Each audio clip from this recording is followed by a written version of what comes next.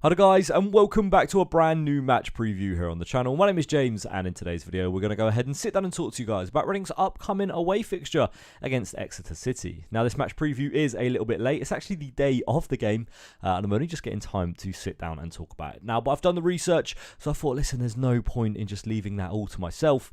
Might as well go ahead and put the video still out there. Now, when taking a look at Exeter, they're currently in 5th position in the league table and have had a pretty good start to the season. 10 games played, 6 wins, 1 draw and 3 losses. Sits them in 5th with 19 points, with 12 goals scored and just 6 goals conceded. Now, when we talk about 6 goals conceded, the last 5 games that they've played have been a massive help towards that. They're actually unbeaten in their last 5, winning 4 games and drawing 1 with no goals conceded. Now, them 5 games consist of a 2-0 home win over Stevenage before a 0-0 away draw against Wigan. They then won 1-0 away from home against Leyton Orient before the same scoreline was at home to Cambridge. And finally, their last fixture was on Thursday when they played Shrewsbury Town and beat them 2-0 away from home. Now, their last 5 results have had a massive help in hand from on-loan Crystal Palace goalkeeper Joe Whitworth. He has been absolutely outstanding to start this season, and something in particular that stands out to me is their expected goals against compared to their actual goals against. Now, like we said, Exeter have only conceded 6 goals so far this season, but when you take a look at the statistics and their expected goals against, it's actually 14.8. So Exeter are actually expected to concede 15 goals so far this season, but have only conceded 6. Now, for me, as a Reading fan, I look at that stat and I think that is absolutely outstanding. Normally, you only see teams within a couple of goals of each other, whether it's expected goals for or expected goals against. It's normally 1 or 2 within each other.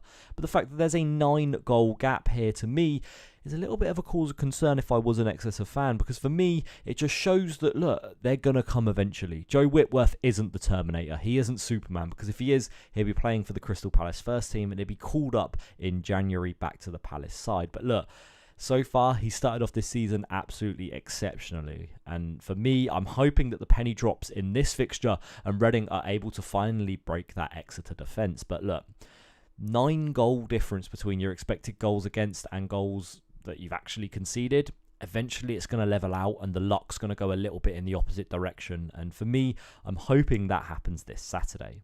Now, when taking a look at who scored's strengths, weaknesses and style of play, we can go ahead and see that who scored aren't too high on Exeter at the moment. Now, their strengths are just shooting from direct free kicks.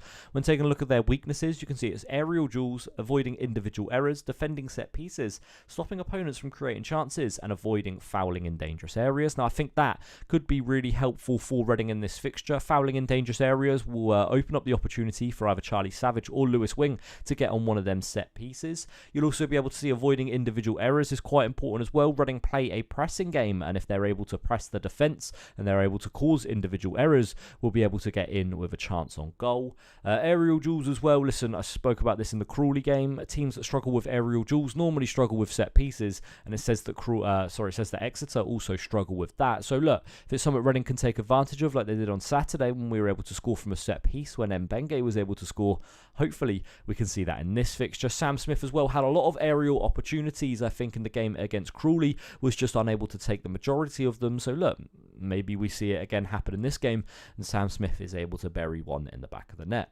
Now, again, when taking a look at some individuals for Exeter, another player that stands out to me is Kamari Doyle. He's the top goal scorer so far this season with 3. Another one is a big nuisance and a handful up front, which is Josh McGuinness. He's someone that Reading fans will be familiar with, as he's someone that we've come up against quite a lot over the years, especially in the Championship and recently in League One. But yeah, Josh McGuinness is someone that started off the season quite well. He's got 3 assists and 1 goal to his name, so 4 goal contributions for the big striker. So yeah, hopefully we can contain him and won't let him continue with another contribution in this game. Now, in terms of the Reading side of this fixture, I just want to touch upon some of the injuries that are set to come back. Mamadi Kamara, Jareel Dorset and Kelvin Abrafa are potentially all set for returns in this game. For me, I'd like to see one of the other 2 start in Abrafa or Dorset at left back. Personally, I don't think Andre Garcia should be playing 2 back-to-back games as a 16-year-old. Look, I don't have the doubt that he has the ability to do it, but for me, let's just keep him for home games for now. Maybe come on as a sub in these away games. There's no point in tiring the lad out. He's only 16. He's not built for 2 fixtures in 4 days just yet. So look, if a Brafer or Dorset are fit, give them 45, 60 minutes and then maybe bring Garcia on. But look, it's not a doubt to say that he's had a poor start or anything like that. It's just for his development. I don't want us to rush him too quick and then just cause his development to go downhill from there. In terms of other things, I think we should see David Button continue to start in goal for this fixture, especially if Joel Pereira is still injured. I had a lot of complaints about David Button before, and I still stand by the fact that I think Joel Pereira is a better goalkeeper, but David Button did well against Crawley. His distribution might have been poor, and he nearly caused Reading to concede in the first half, but his shot stopping was amazing in that fixture. I think it was 7 saves David Button made, and the start of the second half definitely kept Reading in the fixture. So I've got to say fair play to David Button. I'd like to see him continuing to start. We'll also see the return of Kelvin Ehibachiman, so he should return out onto that left wing.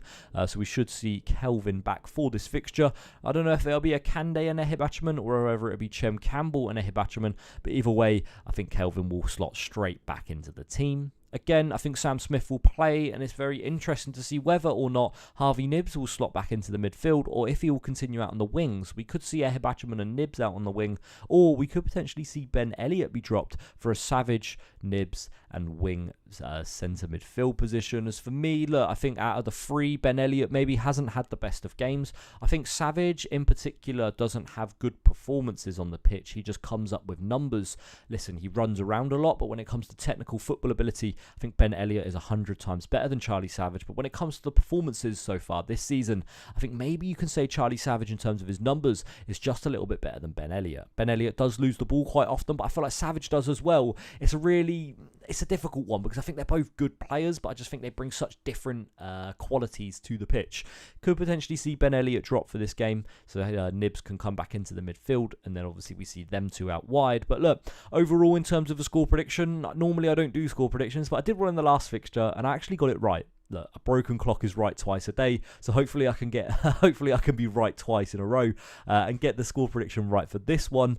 Obviously, I got the 4-1 against Crawley, so I'm going to go with another bold one here. I'm actually going to say it's going to be 2-0 to Reading. I actually feel a little bit confident coming into this game, seeing the way that Crawley have been playing. Look, the results on the pitch have been absolutely fantastic, but the performances maybe haven't been as great. Look, the expected goals against is something that I really want to focus on here, and the fact that there's a 9 differential to me shows that they are vulnerable and they are ready to start conceding goals. And I think this trend could start here, and I think Reading could come away with a 2-0 win. I think Reading always score. We're a good attacking side, and hopefully that's something that can continue in this fixture. Sam Smith, I think, will be continuing his goal streak and score again in this one.